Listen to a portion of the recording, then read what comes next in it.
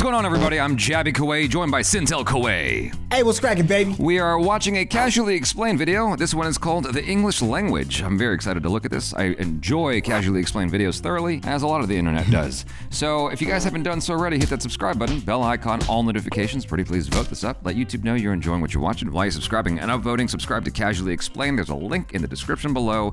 If you could click on that link, you can give the original an upvote and subscribe to Casually Explained from there. Or you could even just watch the video without our reaction if you're so inclined. So, anyway, English language. How do you feel about it, SYNTELL? It's all I know. It's all you know.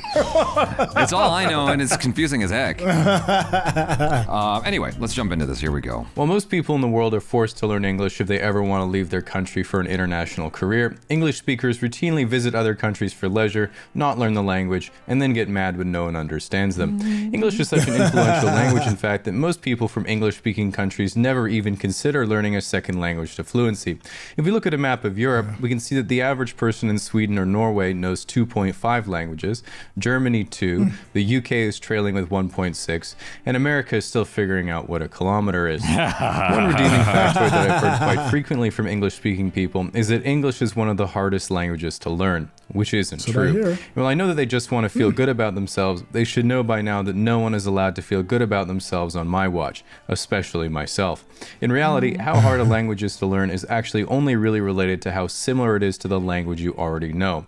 So for an English speaker, it usually takes about 600 hours of dedicated study and practice to reach conversational fluency in any of the Romance or Scandinavian languages. Wow. Then around twice as long for Greek, Hebrew, or Slavic languages. Then around twice as long as that again for Arabic, Japanese, Korean, Assembly, or Mandarin. So if you're learning English and speak any of those languages, then pretty much the reverse applies. What is true, though, is that English has quite a few... That's actually inspiring if these numbers are accurate. I mean, 600 hours... 600 hours? You spend, yeah, I mean, that's not that bad. You dedicate an hour a day, every day for 2 years, you could learn French or Spanish or Portuguese or Italian, you know? And if you have no time, if you've got nothing to do, you can just learn all the languages. Yeah, I was trying to do the math in my head, and I was like, if you treat it like a job, an 8-hour day, 40-hour work week, that's like 3 months. You know, and you're fluent. That's fast. What is true, though, is that English has quite a few quirks that make it easier to learn than other languages in some ways, and quirks that make it way harder as well. One of the best features of English is that we don't have masculine, feminine, or neutral. We just have the definite article, the table, the refrigerator, and there are no regular nouns with gender, making English the ultimate safe space language. The downside, however, is that while I was trying to learn French, I would say, j'aime le chocolat.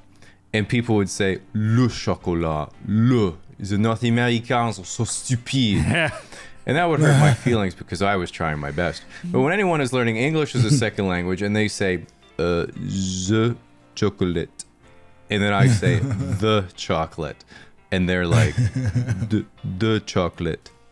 And I always think, not so easy now, is it, Baguette Boy? This is why you haven't been a world superpower for 300 years. What I'm trying to say is that while English nouns have no gender, the definite article the is a nightmare for most trying to learn it because one of the most difficult... You know what, though? I relate to the thing he was just talking about because, like, I'll try to get something from another language and I'll get, like, corrected to hell. I'm like, I'm trying my best here. And when y'all say my name, you say it wrong. When you're saying certain things, it's like everyone's got their own version of English. Like, why are you giving me such a hard time about my broken whatever? You know, let me just, if you kind of get what I'm saying, we're good. Like, leave me alone. The sounds pronounced in English is the TH sound, th. I mean, not for me, I fucking nailed it. But for non-English speaking people, we usually replace it with a Z, D, or an F. And if you've ever talked to someone learning English, you'll notice that one of the hardest words to pronounce is squirrel. Again, not for me. It's really just home run after home run. But if you're really looking to knock someone international down a few pegs, here's a few things that can be extremely hard to say even for English speakers. So when I put it on the screen, we can all try to say it at the same time. Anemone. Anemone. 3 thousandths. 3 thousandths. That's tough. Whoa. 3 thousandths. 3 thousandths. It's the last part. The Rural brewery. You want to go? Rural brewery.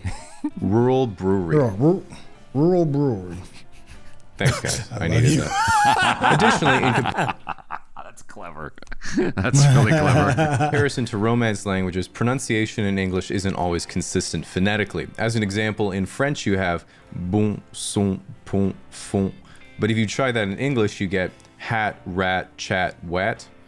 See, it just doesn't work. I mean, if you come across a word you haven't seen in English before, it's sometimes impossible to know how it's pronounced. Take these, for example. Though, through, thought, tough, cough, plow, and sometimes you even have hiccups. Not me, though, obviously. I never choke. Within English, there are also many That's not how you spell hiccups.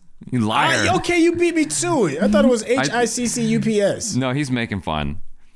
Though, through, thought, tough, cough, plow, hiccoughs.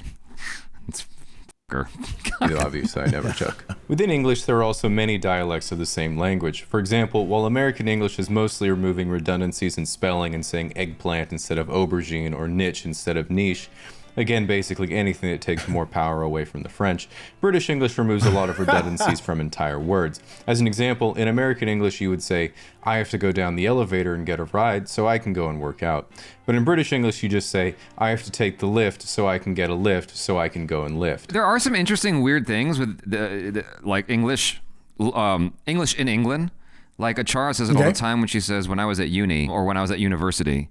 In America, that's like weird. It's like you left out a word, you know? You know what I'm saying?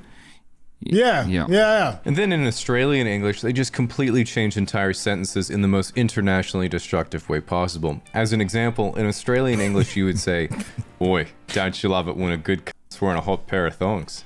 And while most North Americans would say, oh my goodness gracious, Rachel, get the Bible. What that actually translates to in American English is, hey, don't you love it when your friend is wearing a cool pair of flip-flops? Ultimately, though, every English accent has its advantages and disadvantages. Jamaicans sound cool, but I can't understand them. South Africans sound cool, but I can't understand them. People from Scotland and Wales sound cool, but I'm pretty sure they aren't speaking English. And then people from America sound less cool the higher their neighborhood GDP. Even for me, I have possibly the most generic Pacific Northwest accent imaginable, meaning that I am never allowed to rap. And while that means I am unable to live up to my true potential, the upside is I can do this. Hey Siri, okay Google. Subscribe to Casually Explained. If that didn't work, you're lucky you're wearing headphones, because next time you have them out for 20 seconds, I'm texting your mom. I am just kidding, of course. I can already do that from my phone. No, I've seen Achara get into it with Siri. We're just fighting with it. I'm like, what? It's so easy. Hey Siri, blah blah blah, and it's like just mad AF. I'm like, didn't y'all invent the language? Why is it so hard for you? So it's easy. Yeah, most of my friends are Southern, so Siri is they just don't even use it. It doesn't work for the Southern accent, the Southern drawl? Well, I mean, the thicker the drawl that it gets, Siri's like, I'm gonna just get you a language therapist instead. That's wild to me. I would love to hear comments from international people or even people around the country who have issues with Siri for any reason. Because like, it's quite curious that they wouldn't have hammered that out, especially like the iPhone is a global thing. Like you'd think they'd have figured that out. You would think. Yeah. No. Yeah. Have you seen, there's a video, I think Gallagher did it, and it's on the English language. It's really short, it's only like 2 minutes long. Matter of fact, just look it up real quick. Gallagher? You remember the Gallagher in English? B-O-M-B bomb. T-O-M-B. Tom? No, that'd be too easy. You learn that and run outside and play. That's tomb. If that's tomb, is that boom? No, that's bomb. That's tomb. That's comb. Use your brain. Figure this out. C-O-M-B comb. P-O-M-B poem? No, that'd be too easy. Poem is P-O-E-M.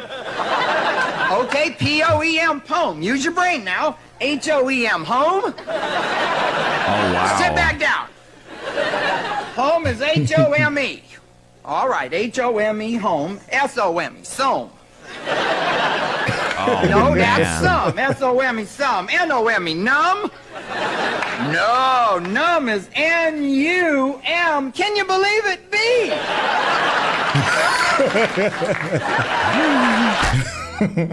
That's great. Yeah. That's great. That really hits the head on the nail. Or the nail on the head, rather. I flipped that. The challenges of English. Like, how many people do you know that are bilingual? Like a lot of people. But yeah. Well, let me take that back. How many stereotypical white Americans or in black Americans, just your typical Americans that are not from another country that are bilingual? Most people I know that are bilingual have very close roots to their Yeah, no, whatever I their home can't country think of is. any, no. Yeah, see, that's what I'm saying. So when he was like, 0.8% or whatever the number is for Americans that are willing to learn somebody else's country. My dad's the only person I can think of who is like American that I knew that was bilingual or trilingual. He's the only person I can think of. Because my mom wasn't born here. She was born in Asia. So yeah, you're right. See? Anyways, that was fun, guys. But Thanks so much for hanging out. Tell us what words you struggle with. I'm Jabby Kuwait. This is... It's your boy, SYNTELL. Pronounced. Peace out. SYNTELL.